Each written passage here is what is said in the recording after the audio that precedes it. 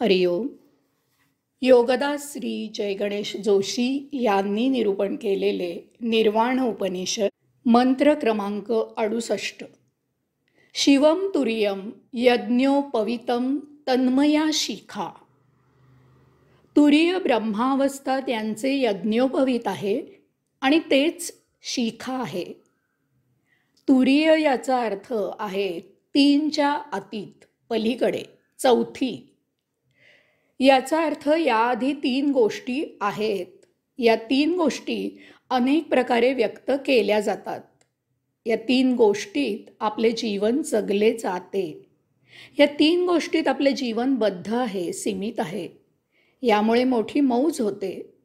आपण या तीन प्रकारे जीवन जगत असल्यामुळे या तीन गोष्टी आपल्या इतक्या अंगी बांधतात, त्या आपल्या इतक्या अंगवळणी होतात की आपण या तीन गोष्टींहून निराळे आहोत हेच आपण विसरून जातो. या तीन गोष्टी म्हणजे आपणच आहोत अशीच आपली समजूत होते.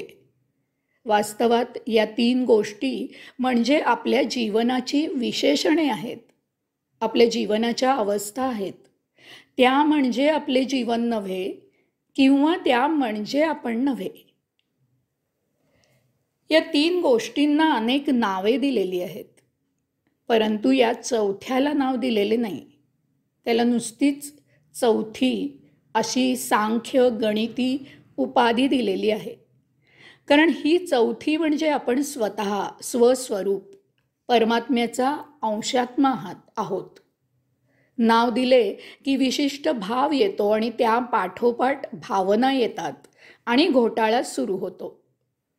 उदाहरणार्थ, कोणतेही विशिष्ट नाव न घेता नुसतेच परमात्मा असे म्हटले की त्याला विश्वमान्यता मिळते.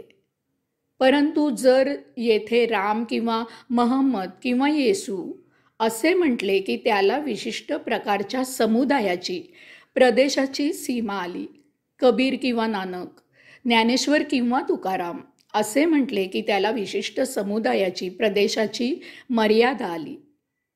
तुरीय म्हणजे अमर्याद, असीम, अनंत अशा परमात्म्याचा अंशात्मा म्हणजेच आपण, स्वस्वरूप, स्वतः आहोत.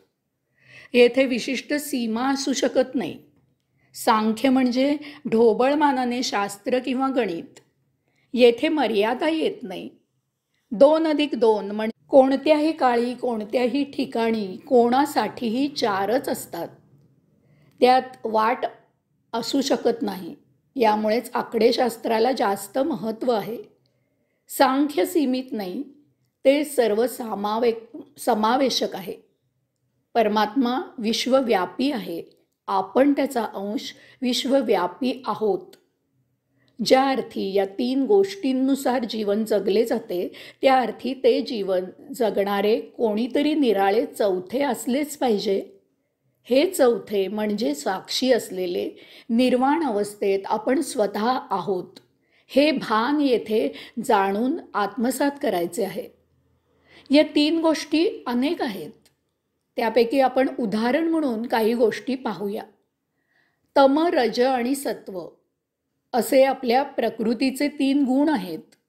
आपली प्रकृती नेहमी या 3 पैकी कोणत्या तरी एका गुणाने व्यक्त होत असते.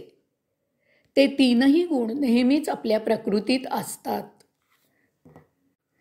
परंतु यापैकी एक गुण इतर 2 गुणांना निष्प्रभ करून उदित होत असतो.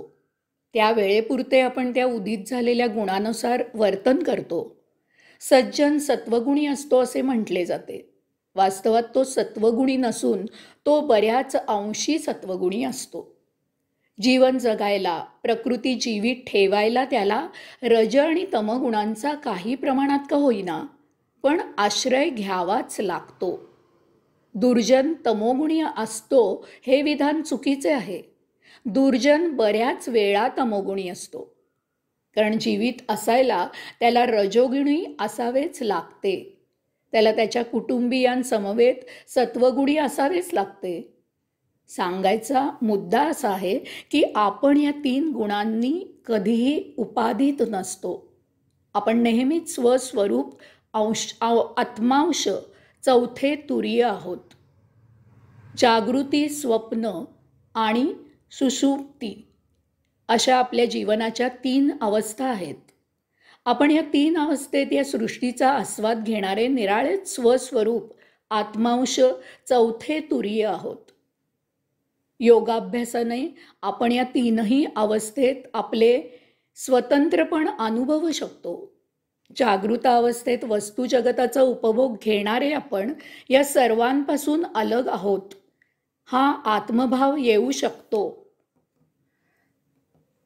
झोपेत स्वप्न पाहताना आपल्याला स्वप्न पाहणारे आपण वेगळे आहोत हे आपल्याला जाणवू शकते. गाढ निद्रेतही आपण झोपलेले आहोत हे आपण जाणू शकतो. अध्यात्म योग साधनेने अशी ही विधेही अवस्था प्राप्त होऊ शकते. आपण या तीन अवस्थांना साक्षी राहू शकतो, कारण आपण नेहमीच स्वस्वरूप आत्मांश चौथे तुरीय आहोत. उत्पत्ती ब्रह्मा, स्थिती विष्णू, लय महेश अशा आपल्या जीवनाच्या 3 अवस्था आहेत. या 3 अवस्थेत सृष्टीलीला अनुभवणारे आपण निराळेच आहोत. आपण परम आत्म्याचे अंश आहोत. आपण या 3 अवस्था निर्माण करणारे आहोत. आपण विश्व निर्माण करणारे सूर्याचे सूर्य आहोत. आपण याआधी जे निरूपण केले त्यावरून हे सिद्धच आहे की तुरीय अवस्था नेहमीच ब्रह्मावस्था असते. ती आत्मावस्था असते. ती या 3मध्ये कधीही सहभागी नसते. ब्रह्मावस्था या 3च्या अतीत पलीकडे असते. यज्ञ केला जातो. यज्ञापेक्षा यज्ञ करणारा निराळा असतो. याचप्रमाणे जीवनाच्या 3 अवस्थांपेक्षा जीवन जगणारा निराळा असतो.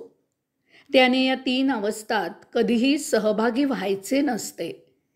निर्वाण योगी जीवनाला साक्षी असतो. तो या 3 अवस्थांच्या अतीत असतो. तो तुरीय अवस्थेत असतो. ती तुरीय ब्रह्मावस्था असते.